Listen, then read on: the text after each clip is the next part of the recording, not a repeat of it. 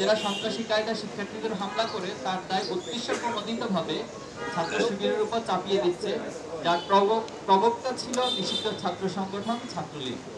স্বৈরাচারী গণহত্যাকারী শেখ হাসিনা মুক্ত বাংলাদেশের ফ্যাসিবাদের টুলসগুলো। উদ্বেগের বিষয় হলো, গণমাধ্যমের রিপোর্ট অনুযায়ী দেশের 273টি কিশোর গ্যাং সক্রিয় রয়েছে, যারা দেশকে অস্থিতিশীল করতে নানা হচ্ছে। অথচ বিগত 15 বছরে দায়েরকৃত মামলা আসামিদের মুক্তি এখনো নিশ্চিত হয়নি।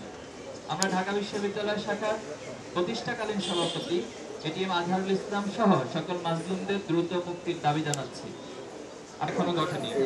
দুঃখজনক হলেও আবারও কিছু ছাত্র সংগঠন সেই ফ্যাসিবাদী ছাত্ররাজনীতির সংস্কৃতির অবতারণা করছে, যা জুলাই গণ অভ্যুত্থানের স্পিরিটের সম্পূর্ণ পরিপন্থী। প্রিয় সাংবাদিক বন্ধু,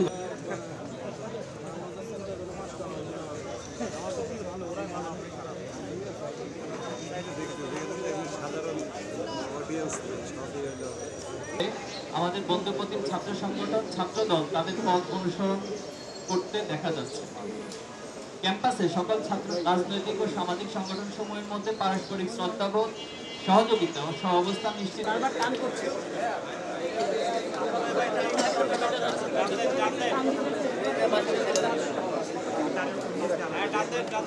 এবং দেশ পরিচালনার যোগ্যতা সম্পন্ন হয়ে গড়ে উঠবে।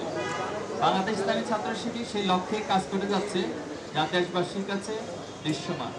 নিজেরা সন্ত্রাসী কায়দা শিক্ষার্থীদের হামলা করে তার দায় উদ্দেশ্যপ্রণোদিতভাবে ছাত্র শিবিরের উপর চাপিয়ে দিচ্ছে, যার প্রবক্তা ছিল নিষিদ্ধ ছাত্র সংগঠন ছাত্রলীগ। স্বৈরাচারী গণহত্যাকারী শেখ হাসিনা মুক্ত বাংলাদেশের ফ্যাসিবাদের টুলসগুলো